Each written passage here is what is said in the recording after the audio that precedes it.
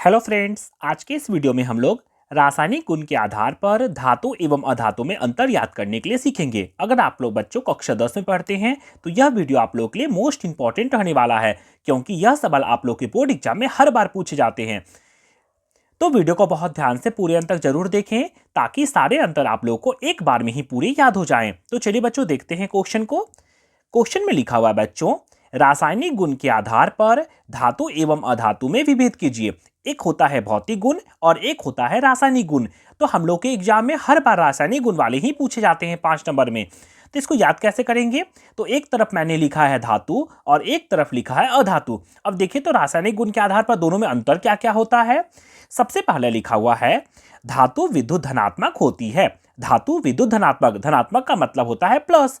धातु पर हमेशा प्लस का साइन होता है, जैसे कि एग्जाम्पल में Na प्लस या फिर और लिखा रहेगा Ca प्लस प्लस, मतलब जिसके ऊपर प्लस का साइन रहेगा तो समझ जाइएगा कि वह धातु है।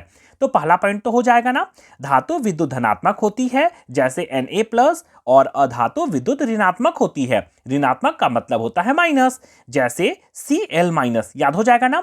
सबसे पहला पॉइंट क्या बोला? धातु विद्युत धनात्मक होती है जैसे में Na प्लस, और अधातु विद्युत ऋणात्मक होती है मतलब जैसे में Ca माइनस। पहला पॉइंट तो हो गया ना। चलिए अब दूसरा पॉइंट को देख लेते हैं।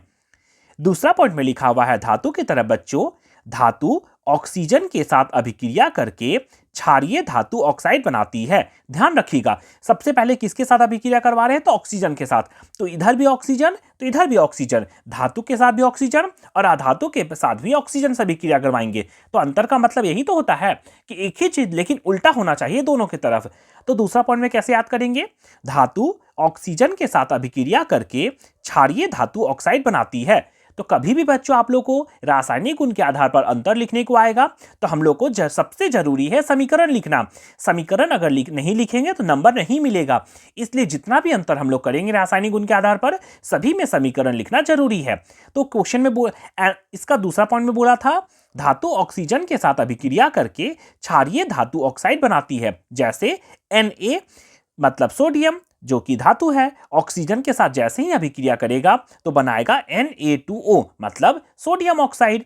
अधातु ऑक्सीजन के साथ अभिक्रिया करके अम्लीय ऑक्साइड बनाती है। अधातु जो है वो ऑक्सीजन के साथ अभिक्रिया करेगा तो अम्लीय ऑक्साइड बनाएगा।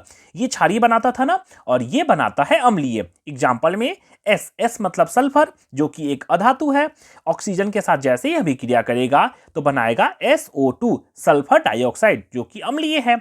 चलिए तीसरा पॉइंट देख लेते हैं।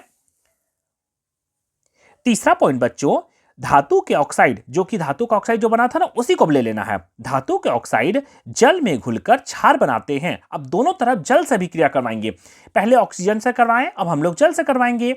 धातु के ऑक्साइड जल में घुलकर क्षार बनाते हैं और अधातु के ऑक्साइड जल में घुलकर अम्ल बनाते हैं। अब कैसे याद करेंगे? तो मैंने बताया कि जो धातु का ऑक्साइड है वो जल में घुलकर क्षार बनाते हैं। जैसे एग्जाम्पल में Na2O जो अभी धातु ऑक्साइड है ना, ये Na2O मतलब धातु के ऑक्साइड है, जैसे ही जल में घुलेगा तो बनाएगा 2NaOH मतलब एक तरह का क्षार है। सोडियम हाइड्रोक्साइड जो कि एक क्षार होता है, और यहाँ 2 लगाया गया है बच्चों, तो ये हम लोग संतुलित किए हैं।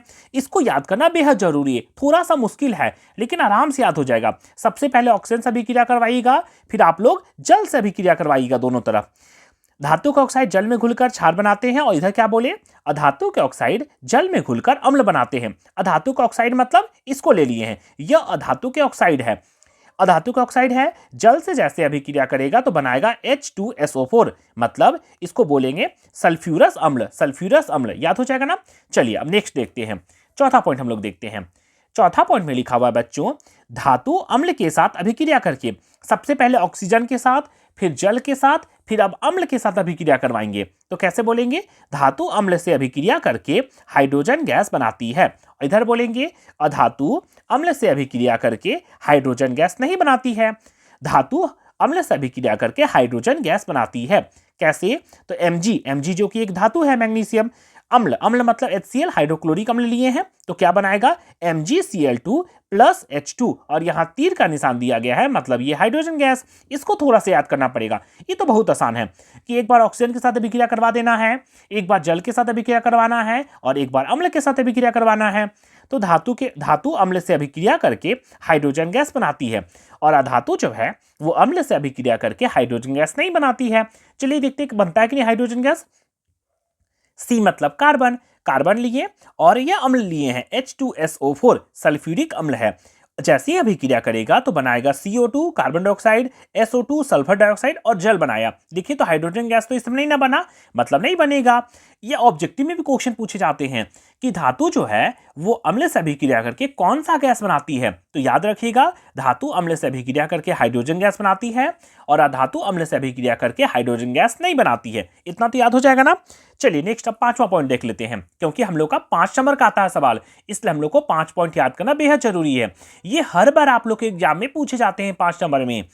5वां पॉइंट हो जाएगा धातु क्लोरीन के साथ अभिक्रिया करके विद्युत संयोजक क्लोराइड बनाती है। धातु क्लोरीन के साथ अभिक्रिया करके विद्युत संयोजक क्लोराइड बनाती है। जैसे में Cu मतलब कॉपर क्लोरीन के साथ जैसे ही अभिक्रिया करेगा तो CuCl3 और यहाँ 2 लिखा गया है, मतलब संतुलित किया गया है। ये तो याद हो जाएगा ना। अब सेम इसी तरह इसमें भी करवाएंगे।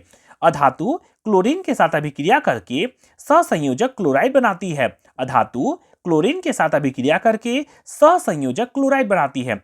जैसे H2 मतलब हाइड्रोजन जो कि अधातु है, क्लोरीन के साथ जैसे ही अभिक्रिया करेगा तो बनाएगा 2HCl मतलब क्लोराइड बनाएगा, सहसंयोजक क्लोराइड बनाएगा। ये तो आराम से याद कर लीजिएगा।